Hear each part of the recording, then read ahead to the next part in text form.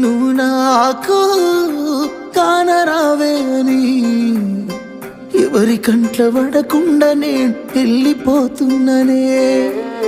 నువ్వు నాతో మాట్లాడలేవే అని ఎవరితో మాట్లాడకుండానే వెళ్ళిపోతున్ననే. నువ్వు ఈ లోకంలో లేనలేవే అని నేను ఈ లోకాన్ని వదిలేసిపోతున్ననే. నువ్వు పువ్వులు అల్లుకొని పోతున్నవే అత్తగారింటికి, నే పువ్వులు జల్లుకొని పోతున్ననే కాలే కాటికి. నువ్వు పువ్వులు అల్లుకొని